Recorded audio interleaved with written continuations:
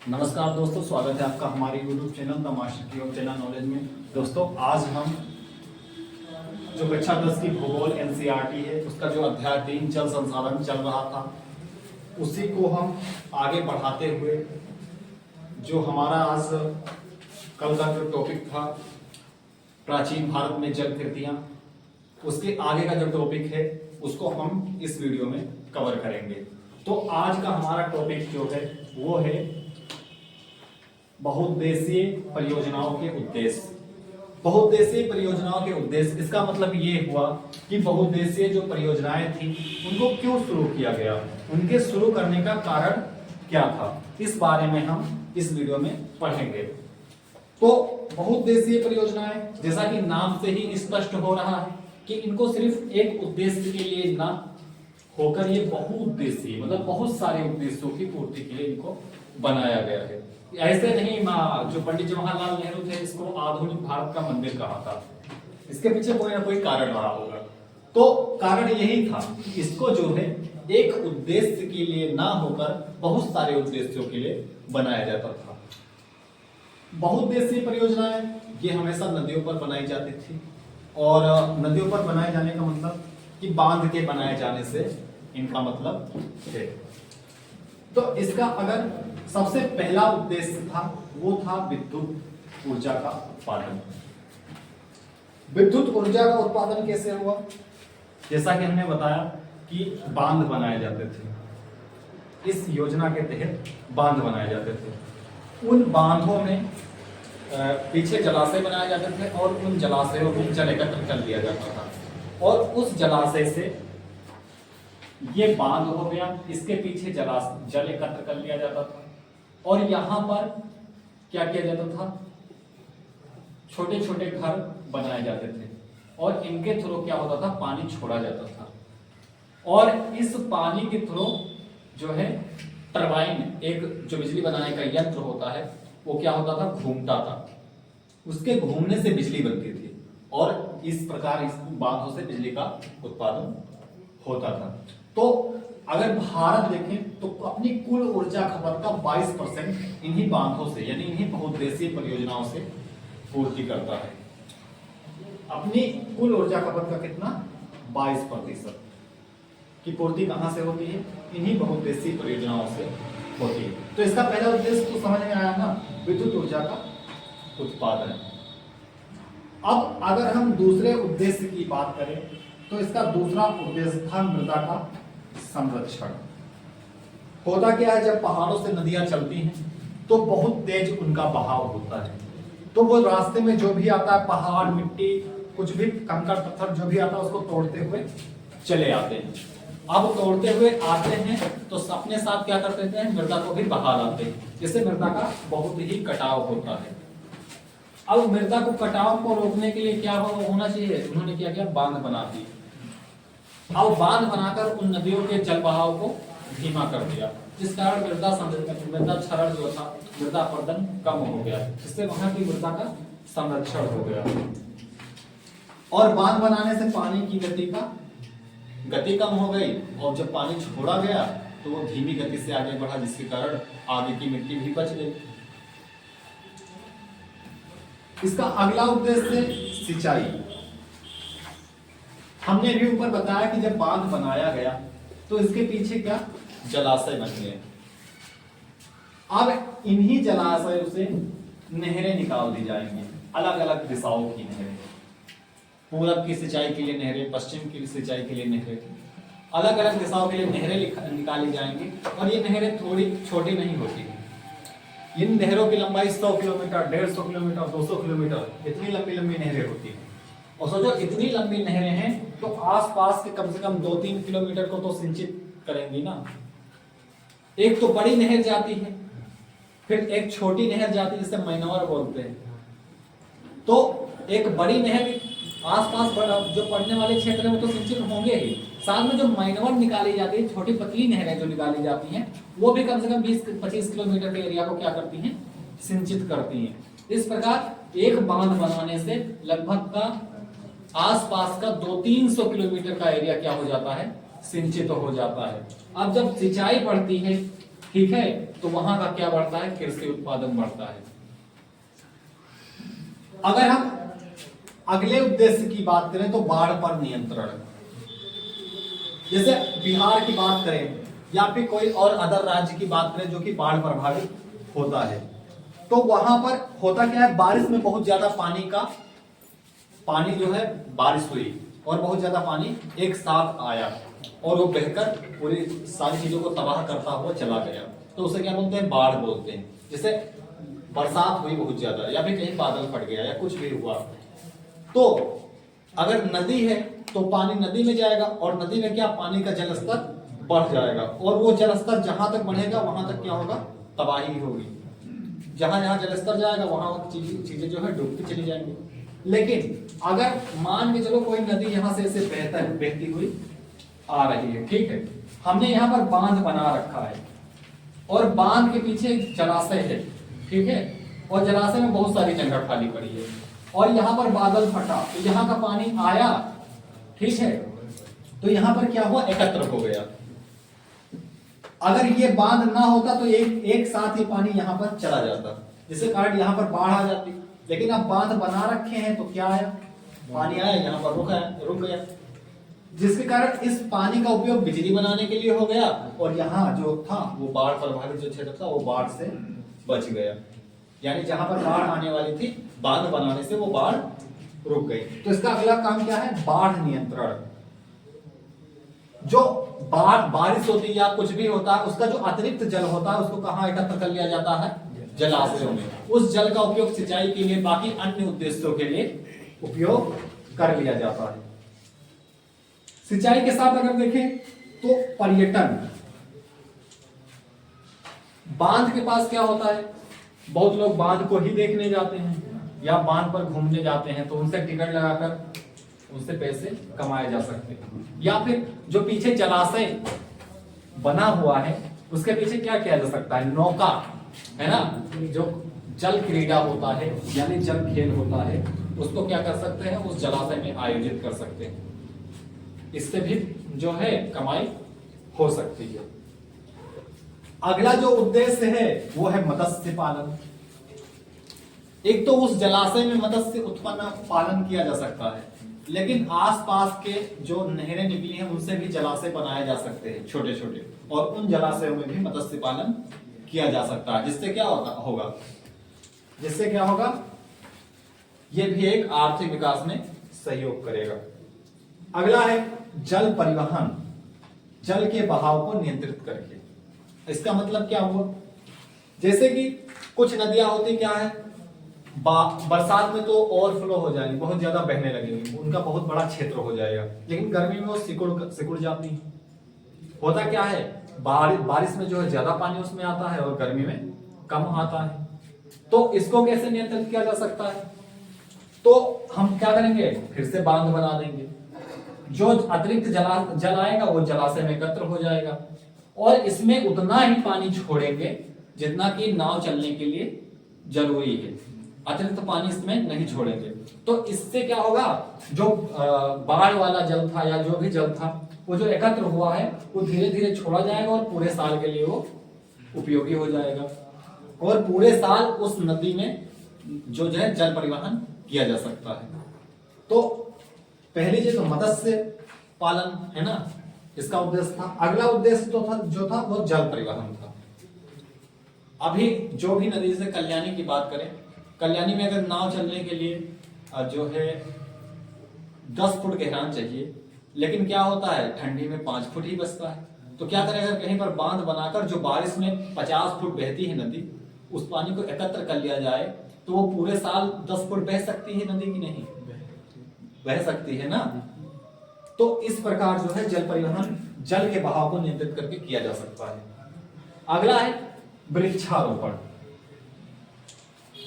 वृक्षारोपण, जो जलाशय बना हुआ है उसके कम से कम 5 किलोमीटर अंदर में तो एक जंगल बनाया जा सकता है, और जब जंगल बनेगा तो एक नए परिस्थिति तंत्र का निर्माण होगा। तो उसके आसपास, जलाशयों के आसपास क्या किया जा सकता है, वृक्षों का रोपण किया जा सकता है। तो ये तुम्हारे बहुउद्देशीय परियोजनाओं के उद्देश्य हो गए। एक उद्देश्य, इसीलिए इसको क्या कहा जाता है, बहुउद्देशीय परियोजनाएं। क्या कहा जाता है, बहुउद्देशीय परियोजनाएं। क्योंकि इनका एक उद्देश्य नहीं होता है, इनका उद्देश्य बहुत सारा होता है, एक उद्देश्य नहीं होता, इनके उद्देश्य कई होते हैं। अब ये तो हो गया इसके उद्देश्य। अब हम देखेंगे बहुउद्देशीय परियोजनाओं के प्रतिकूल प्रभाव और सीमा क्या है। कौन सी ऐसी चीज है जो बहुउद्देशीय परियोजनाएं जिन पर प्रभाव डालती हैं, और कौन सी ऐसी चीज है जो बहुउद्देशीय परियोजनाओं पर सीमाएं लगाती हैं। तो सबसे पहला है पर्यावरणीय प्रभाव। जो ये बहुउद्देशीय परियोजनाएं हैं पर्यावरण पर कैसे प्रभाव डालती हैं, ये चीज, इस चीज को हम जानेंगे। जैसे कि बांध बनाने से होता क्या है, जो बांध के पीछे का क्षेत्र होता है जहां पर जलाशय बनता है, वहां की जो वनस्पतियां होती हैं वो क्या होती हैं, जलमग्न हो जाती हैं।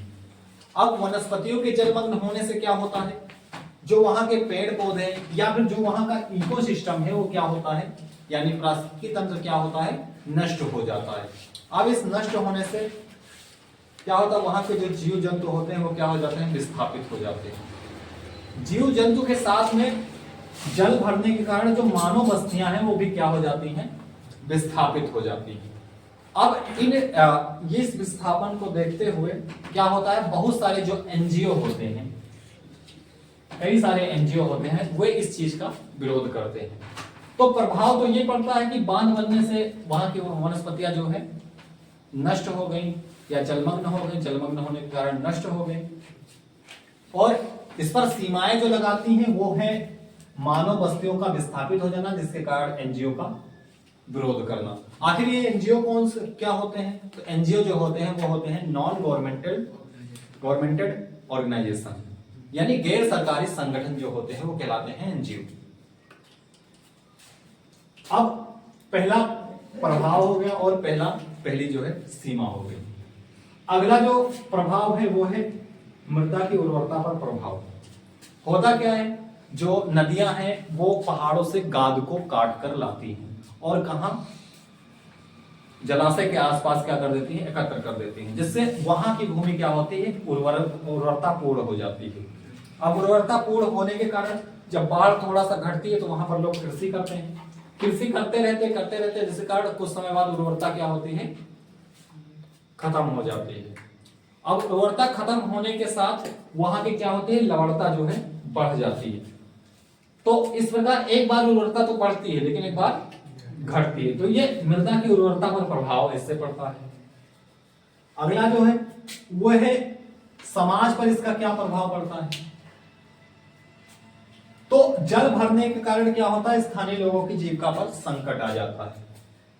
स्थानीय लोगों की जीविका पर संकट आ जाता है। अब वो जब जीविका पर संकट आएगा तो कैसे लोग जीवित रहेंगे, तो वो क्या होते हैं, कमाने के लिए कहीं ना कहीं विस्थापित हो जाते हैं। इससे क्या होता है, बस्तियों का विस्थापित हो जाना, यानी बस्तियां क्या होती हैं, विस्थापित हो जाती हैं। अगर अगला देखें तो जल जीवों पर क्या प्रभाव पड़ता है इसका। जल जीवों पर प्रभाव यह पड़ता है कि जलाशय बनने के कारण मछलियों का खाना क्या हो जाता है, सीमित हो जाता है, जिसके कारण उनके पास पर्याप्त भोजन नहीं होता है। साथ ही पर्याप्त भोजन नहीं होता है और दूसरा चीज है कि अंडे देने के लिए वो क्या कर रहे हैं, पलायन नहीं कर पाती, जिस कारण मछलियों की प्रजातियां भी धीरे धीरे कम होती जाती हैं। तो ये था जल जीवों पर प्रभाव। अगला देखेंगे तो वो है जलाशय की सतह पर तलछट का जमाव होना। ये भी एक क्या है, सीमा है। किसकी है, बहुउद्देशीय परियोजनाओं की। होता क्या है, जो नदियां हैं वो क्या करती हैं, जो पहाड़ों की गाद है या जो कंक्रीट है उसको काट काट के अपने साथ लाती रहती हैं और कहां, इस जलाशय के तलछट पर एकत्र करती रहती हैं। अब एकत्र करने से होता क्या है, धीरे धीरे वो जो है तलछट जो है जलाशय का वो भरता रहता है और भरते भरते टाइम आता है कि डैम के बराबर हो जाता है। जिसके कारण क्या होता है, जल तो कम रहता है लेकिन डैम फुल हो जाता है। तो ये भी एक क्या है, सीमा है। किसकी, बहुउद्देशीय परियोजनाओं की। अगला देखेंगे तो प्रादेशिक जल विवाद होते हैं। जैसे दो राज्यों से होकर कोई नदी बहती है, बात करें अगर कर्नाटक और आंध्र प्रदेश की, ठीक है, तो वहां अगर कोई कृष्णा नदी को ले लो, कावेरी या कोई भी नदी ले लो, बहती है। अब क्या किया, ये दो राज्य थे, ठीक है, एक राज्य ऊपर ले लें और एक राज्य क्या करें, नीचे ले लें। कोई नदी ऐसे बह रही है और इसका पानी कहाँ आ रहा है, यहां पर आ रहा है। अब इस राज्य ने बांध यहां पर बना दिया, ठीक है, और यहां पर जलाशय एकत्र कर लिया, और ये इसने क्या किया, यहां से नहरें और पानी जो दूसरे राज्य के लिए बहुत कम छोड़ने लगे। लेकिन जल संसाधन है तो दोनों राज्यों का हक होगा, क्योंकि ये नदी कहां से बहकर बहती है, दोनों राज्यों से होकर बहती है। तो लेकिन अब जल ऐसी चीज है कि इनको भी कृषि करने के लिए आवश्यकता है जल की। या फिर इस राज्य ने बांध बनाया और इनका जल क्षेत्र जो है जल में डूब गया। तो इस प्रकार से क्या होते हैं, प्रादेशिक विवाद उत्पन्न हो जाते हैं बहुउद्देशीय परियोजनाओं की वजह से। अगला है फसल प्रतिरूप में बदलाव। अच्छा, फसल प्रतिरूप में बदलाव ये होता है कि जल उपलब्ध होने के कारण फसल, जैसे पहले जहां पर जो फसल उत्पन्न होती थी तो जल उपलब्ध होने के कारण उस फसल के उत्पादन में बदलाव आ जाता है। यानी पहले क्या करा, पानी की कमी थी तो वहां पर क्या उड़द, अड़हर इस तरह के दाल जो है फसलें बोई जाती थी। लेकिन अब क्या हुआ, पानी उपलब्ध हो गया तो धान, गेहूं, मोटे अनाज बोए जाने लगे। तो इस प्रकार क्या होता है, फसल प्रतिरूप में बदलाव आ जाता है। तो ये हमारे हो गए क्या, बहुउद्देशीय परियोजनाओं के प्रतिकूल प्रभाव और सीमाएं हो गई। आई होप आप लोगों को समझ में आया होगा। अब बढ़ते हैं अपने अगले टॉपिक की ओर। अब हम देखेंगे, बहुउद्देशीय परियोजनाएं तो बन गई, लेकिन इनका कई जगह पर क्या हुआ, विरोध भी हुआ। अब इन्हीं विरोधों के बारे में, जो महत्वपूर्ण विरोध हुए थे उनके बारे में हम जान लेते हैं। बहुउद्देशीय परियोजनाओं के जो विरुद्ध आंदोलन हुए, उसमें अगर हम सबसे पहले देखते हैं तो गुजरात में देखते हैं। गुजरात में एक नदी बहती है, उसका नाम है नर्मदा। ये पूरब से पश्चिम की ओर बहने वाली नदी, जो कहां गिरती है, जो गिरती है खंभात की खाड़ी में।